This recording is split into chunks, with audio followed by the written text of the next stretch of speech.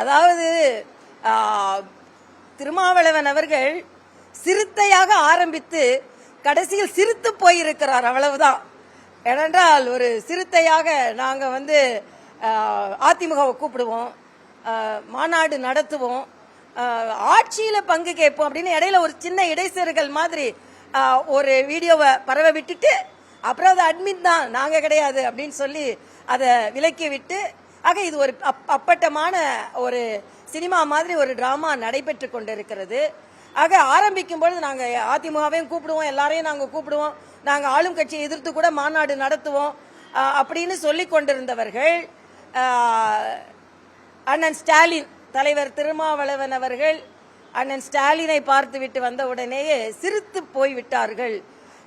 ஆக ஆரம்பமான மாநாடு அண்ணன் ஸ்டாலினை பார்க்கும்போது, முதலமைச்சர் ஸ்டாலினை பார்க்கும்போது சிரித்து போய், அதற்கு பின்பு மாநாடு நடைபெறும் பொழுது எந்த நிலையில் இது வரும்னு எனக்கு தெரியாது. நான் கேட்கிறேன், திராவிட முன்னேற்ற கழகத்தையும் மேடையில் வைத்துக் கொண்டு மதுவிலக்கை எப்படி பேச போகிறீர்கள்?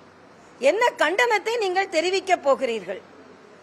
அது மட்டும் இல்ல, இன்னைக்கு திராவிட முன்னேற்ற கழகம் ஒரு மாநாட்டில் கலந்து கொள்வது என்றால், நான் ஒரு சின்ன கவிதை படித்தேன். அதாவது மரம் வெட்டும் கோடாரிகள் எல்லாம் மரம் வெட்ட வேண்டாம் என்ற மாநாட்டில் கலந்து கொண்டனவாம்.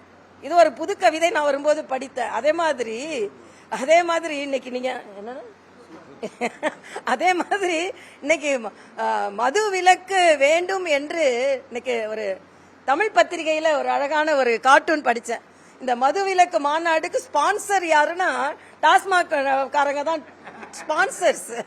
அதனால என்ன நடக்குது, ஒரு மதுவிலக்கு என்ற உயரிய கொள்கையை சுயநலத்திற்காக டிமாண்ட் செய்யணும்னு அப்ப சொல்றாங்க. அப்பவே கலைஞர் எங்களுக்கு 10 சீட் கொடுத்தாங்க, இப்ப 6 சீட்டு தான் கையெழுத்து வாங்கினாங்க, எங்க கொடி கம்பத்தை ஏற்ற விட மாட்டேன்றாங்க.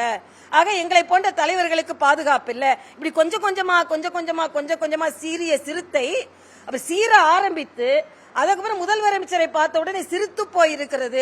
இதுதான் இதுல ஒரு பெரிய இம்பாக்டும் ஒன்றும் இல்ல, ஏதோ இடையில ஒரு சின்ன சலசலப்பு என்று தான் இதை எடுத்துக்கொள்ள வேண்டும்.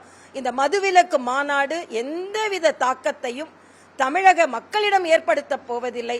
ஆனால் அவர்களின் நெருக்கத்தை நெருக்கலாக, எப்படி நாங்க நெருக்கமா இல்ல, உங்களுக்கு நெருக்கம் கொடுக்க போறோம், நெருக்குதல் கொடுக்க போகிறோம் என்று விடுதலை சிறுத்தைகள் சொல்வதற்கு வேண்டுமானால் இது உதவிகரமாக இருக்கும், அவ்வளவுதான். இன்னும் சொல்ல போனா மதுவிலக்கை நாங்கள் இன்னும் வேகமாக எடுத்து சென்றிருக்கிறோம். எங்களது கூட்டணி கட்சியான பாட்டாளி மக்கள் கட்சி எடுத்து சென்றிருக்கிறது. 3.5 வருடம் அண்ணன் திருமாவிற்கு மதுவை பற்றி யோசனை வரல, இன்னைக்கு திடீர்னு வந்துருச்சு. ஏன்னா 2026 பக்கத்தில் வந்துவிட்டது. எல்லாவற்றிற்கும் இன்னொன்னு சொல்றாங்க, தேசிய மது கொள்கை வேணுமா, தேசிய குடிப்பதற்கு ஒரு கொள்கை வேணுமா. ஆக தேசிய படிப்பதற்கு ஒரு கொள்கை கொடுக்கும் போது அதை நாங்க ஒத்துக்க மாட்டோம்னு சொன்னீங்க, தேசிய கல்விக் கொள்கை நீங்கள் ஒத்துக்கொள்ள மாட்டீங்க. இப்ப தேசிய மது கொள்கை கொடுத்தா மட்டும் உடனே ஒத்துக்குவீர்களா? உடனே உங்களோட மாநில உரிமைகள் எங்கே போகிறது, மாநில சுயாட்சி எங்கே போகிறது? ஆக சும்மா அந்த பந்து அப்படி தூக்கி போட்டு பார்ப்போம் மத்திய அரசுல எப்போ மாதிரி அப்படின்ற ஒரு நாடகம் தான் நடந்து கொண்டிருக்கிறது. ஆக மதுவிலக்கு என்ற உயரிய கொள்கையை அப்பட்டமாக ஒரு நாடகமாக்கி கொண்டிருக்கிறார்கள் என்பதை எங்களது கருத்து. செய்திகளை உடனுக்குடனும் துல்லியமாகவும் தெரிந்து கொள்ள சப்ஸ்கிரைப் பண்ணுங்க.